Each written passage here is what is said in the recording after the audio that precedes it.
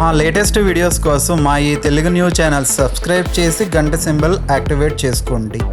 రేపు శ్రీరామనవమి ముందు రోజు ఒక గ్లాస్ పసుపు నీళ్ళతో ఇలా చేస్తే చాలు, గంటలో మీకు అద్భుత ఫలితాలు వస్తాయి. మీ జీవితం మారిపోతుంది. మీ ఇంట్లోని కష్టాలు, దరిద్రం పోతాయి. ముఖ్యంగా ఇంట్లోని నెగిటివ్ ఎనర్జీ అనేది పోతుంది. నకారాత్మక శక్తులు కూడా తొలగిపోతాయి. చక్కటి అద్భుత ఫలితాలను పొందుతారు. మరి అసలు శ్రీరామనవమి ముందు రోజు పసుపు నీటితో ఏం చెయ్యాలో తెలుసుకునే ముందు ఒక చిన్న హనుమంతుని కథ విందాము. దాస్య భక్తికి ప్రీతికగా హనుమంతుడిని పేర్కొంటారు. వైష్ణవ సాంప్రదాయంలో దాస్య భక్తికి చాలా ప్రాముఖ్యం ఉంది. దాస్య భక్తి విలువ తెలిసినవాడు ఆంజనేయుడు.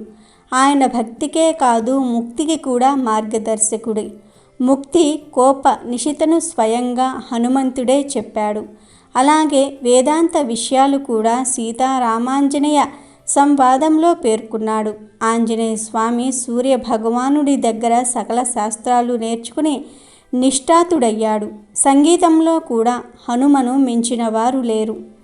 ఒక సందర్భంలో నారద తుంబురుల మధ్య ఎవరు గొప్ప అనే వివాదం ఏర్పడింది. ఎవరు గొప్పో తెలుసుకుందామని బ్రహ్మదేవుడి దగ్గరికి చేరారు. అయ్యా, సంగీతంలో ఎవరు గొప్ప అనే వివాదం మా ఇరువురి మధ్య చోటు చేసుకుంది. కాబట్టి మాలో ఎవరు గొప్పవారో మీరు తేల్చాలని బ్రహ్మను తుంబురుడు అడిగాడు. సంగీత శాస్త్రంలో ఎవరు విద్వాంసులో చెప్పాలంటే ముందు ఆ న్యాయ నిర్ణేతకు సంగీతం గురించి పరిజ్ఞానం ఉండాలి. కాబట్టి అలాంటి అర్హుడు ఒక్కడే ఉన్నాడు. అతడే గంధమాదన పర్వతం మీద ఉండే ఆంజనేయుడు.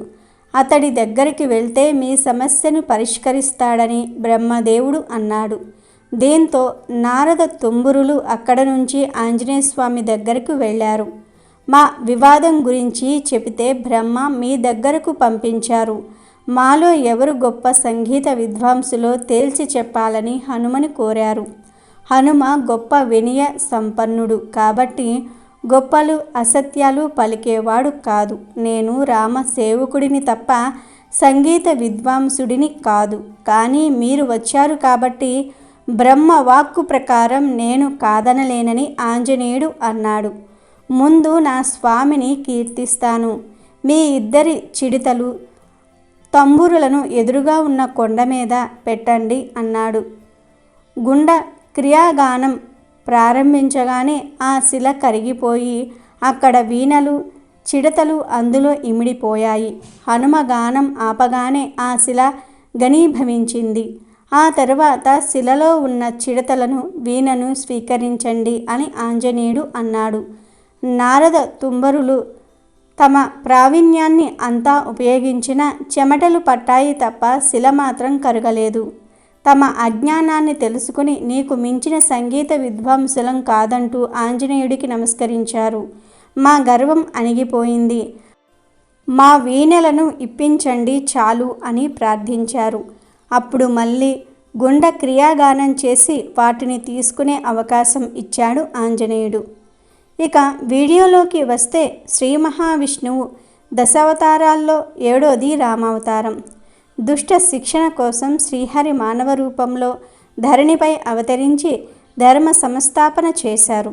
శ్రీరాముడు వసంత ఋతువులో చైత్రశుద్ధ నవమి గురువారం నాడు పునర్వసు నక్షత్రం, కర్కాటక లగ్నం, అభిజిత్ ముహూర్తంలో మధ్యాహ్నం 12 గంటలకు జన్మించినట్లుగా పురాణాలు చెప్తూ ఉన్నాయి. ఈ రోజున హిందువులు ఎంతో భక్తి శ్రద్ధలతో శ్రీరామనవమి వేడుకలు జరుపుకుంటూ ఉంటారు. దేశవ్యాప్తంగా శ్రీరామనవమి వేడుకలు అంగరంగ వైభవంగా సాగుతాయి. వీధులలో చలువ పందిళ్లు వేసి సీతారామ కళ్యాణం జరిపిస్తూ ఉంటారు. అయోధ్యను పాలించే రఘువంశరాజు దశరథుడికి సంతానం లేకపోవటంతో రాజగురువు వశిష్ఠ మహర్షి సూచనతో పుత్ర కామేష్టి యాగం నిర్వహించారు. యాగానికి ప్రసన్నమైన దేవతలు ఓ పాయస పాత్రను దశరథుడికి ప్రసాదించారు. పాత్రలోని పాయసాన్ని 3 భాగాలు చేసిన దశరథుడు తన భార్యలైన కౌసల్య, సుమిత్ర, కైకేయులకు అందజేశాడు.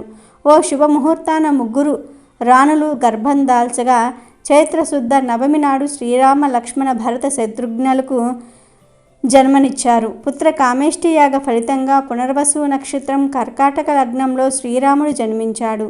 శ్రీ మహావిష్ణువు దశావతారాల్లో 7వది రామావతారం.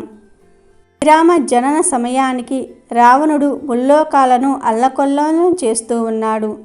14 ఏళ్ల అరణ్యవాసం, రావణ సంహారం తర్వాత శ్రీరాముడు సీతా సమేతంగా అయోధ్యలో పట్టాభిషిక్తుడైనాడు. ఈ శుభ సంఘటన కూడా చైత్రశుద్ధ నవమి నాడే జరిగిందని ప్రజల విశ్వాసం. ఇదే రోజు సీతారాముల కళ్యాణం కూడా జరిగింది. అందుకే చైత్రశుద్ధ నవమి నాడు సీతారామ కళ్యాణాన్ని వైభవంగా నిర్వహిస్తూ ఉంటారు. కాబట్టి ఏటా చైత్రశుద్ధ నవమిని శ్రీరామ నవమిగా వేడుకలు, సీతారామ కళ్యాణం జరుపుతూ ఉంటారు. పితృవాక్య పరిపాలకుడిగా, ప్రజలను బిడ్డల్లా పాలించిన రాజుగా, భార్య ప్రేమ కోసం పరితపించిపోయిన భర్తగా, ఆదర్శవంతమైన కుమారుడిగా, ఇలా సకల గుణాభిరాముడిలో 16 ఉత్తమ లక్షణాలు ఉన్నాయి.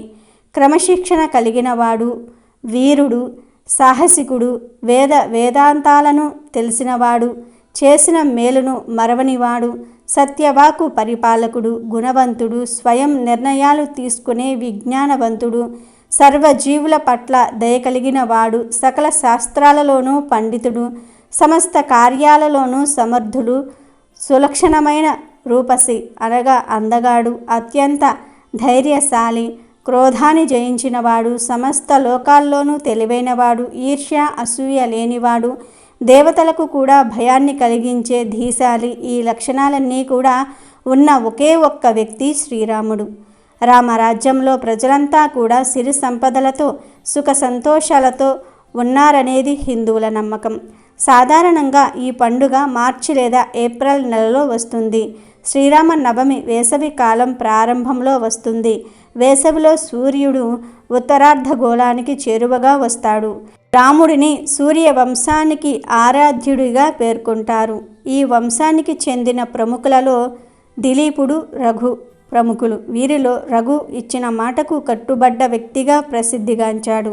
శ్రీరాముడు కూడా ఆయన అడుగుజాడల్లోనే నడిచి తండ్రి మాట కోసం 14 ఏళ్ళు వనవాసం చేశాడు. మాట కోసం నిలబడ్డాడు కాబట్టే రాముణ్ణి రఘురాముడు, రఘునాథుడు, రఘుపతి, రాఘవేంద్రుడు మొదలైన పేర్లతో పిలుస్తూ ఉంటారు. ఇంతటి పవిత్రమైన శ్రీరామ నవమి ముందు రోజు గ్లాసుడు పసుపు నీటితో ఈ చిన్న పరిహారం చేస్తే చాలా మంచి జరుగుతుందని పెద్దలు అంటూ ఉన్నారు.